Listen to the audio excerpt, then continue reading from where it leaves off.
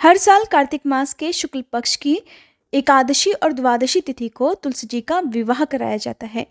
देव उठान एकादशी के दिन भी कुछ लोग तुलसी जी का विवाह करते हैं, लेकिन क्योंकि एकादशी के दिन तुलसी जी में जल अर्पित नहीं किया जाता है, तो ऐसे में अधिकतर लोग तुलसी जी का विवाह द्वादशी तिथि को ही करते हैं।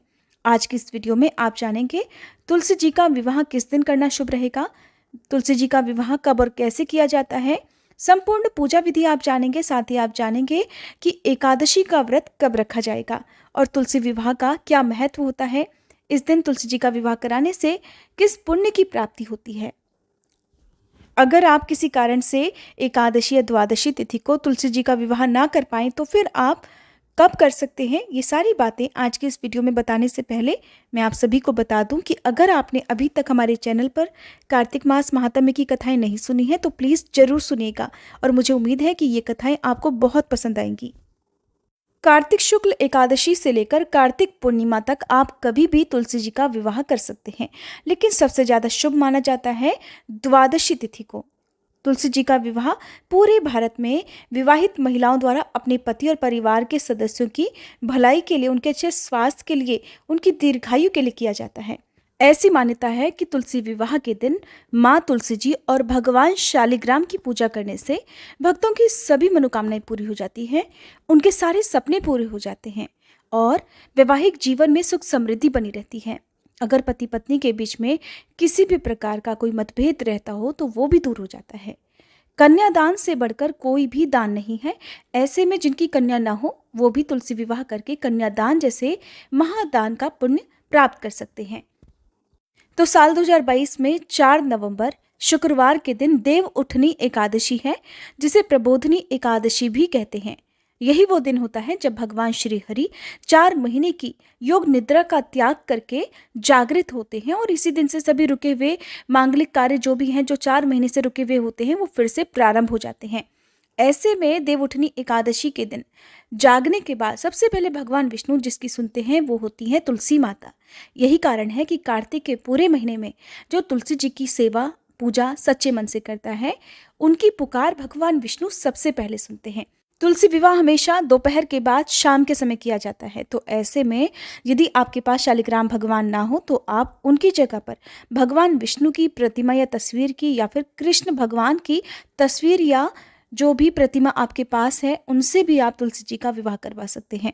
द्वादशी तिथि 4 नवंबर शुक्रवार की शाम 6:09 से प्रारंभ होगी, जिसकी समाप्ति 5 नवंबर शनिवार की शाम 5:07 पर हो जाएगी। तो ऐसे में जो लोग भी द्वादशी तिथि को तुलसी जी का विवाह कराना चाहते हों, वो शाम को 3 बजे के बाद से कभी भी कर सकते हैं। हालांकि एकादशी से लेकर कार्तिक पूर्णिमा तक आप कभी भी तुलसी जी का विवाह कर सकते हैं। ऐसा कोई दिन नहीं है जिस दिन आप तुलसी जी का विवाह इन दिनों ना कर पाएं। तुलसी जी का विवाह कराने वाले दंपतियों को यदि हो सके तो साथ में मिलकर उपवास रखना चाहिए, नहीं तो केवल महिलाएं भी इस दिन उपवास रख सकती हैं। अगर आप किसी कारण से उपवास नहीं रख पाते हो, तो इस दिन आपको केवल शुद्ध सात्विक भोजन या फिर केवल फलाहार करके पहले तुलसी जी का विवाह कर लेना चाहिए, उसके बाद ही अन्न ग्रहण करना चाहिए। इस दिन महिलाओं को सुबह उठकर स्नान करके नए वस्त्र धारण करने चाहिए।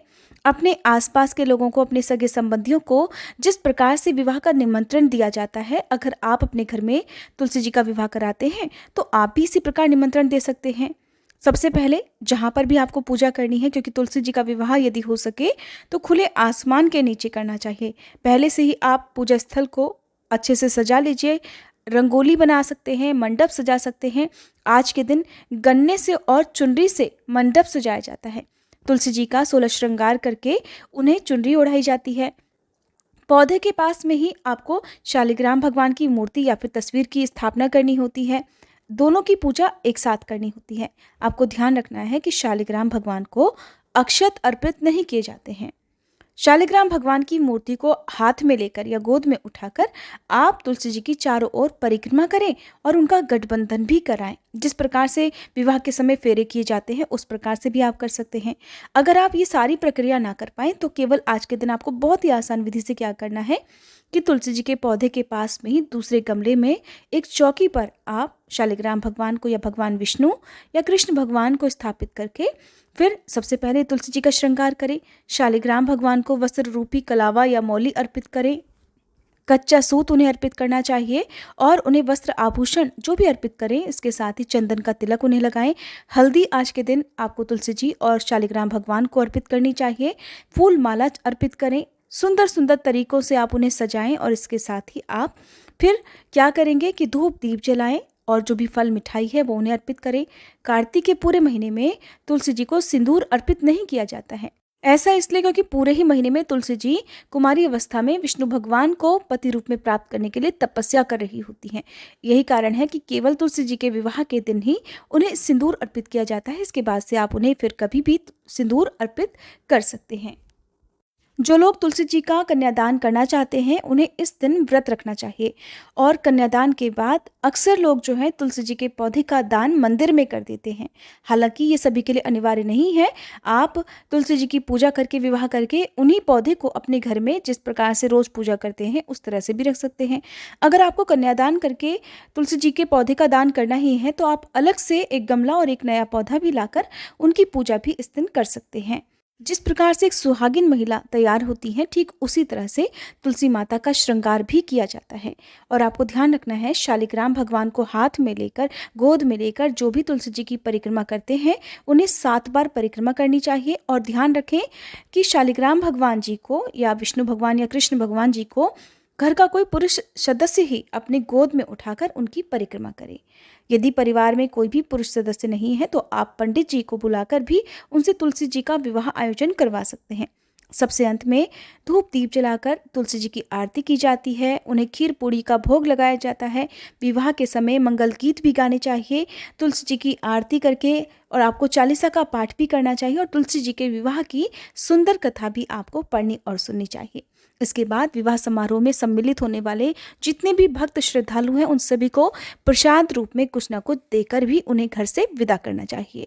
अगर संभव हो तो रात को जागरण करना चाहिए, नहीं तो जितनी देर भी हो सके उतनी देर तक आप जागकर भजन कीर्तन करें। इस प्रकार से तुलसी जी का विवाह करने से विष्णु भगवान जल्दी प्रसन्न हो जाते हैं और उनके साथ साथ माँ लक्ष्मी जी का आशीर्वाद भी घर पर बना रहता है। अगर आपका तुलसी जी के विवाह से संबंधित कोई भी प्रश्न हो तो आप कमेंट बॉक्स में पूछ सकते हैं। उम्मीद करती हूँ ये वीडियो आपको पसंद आई होगी।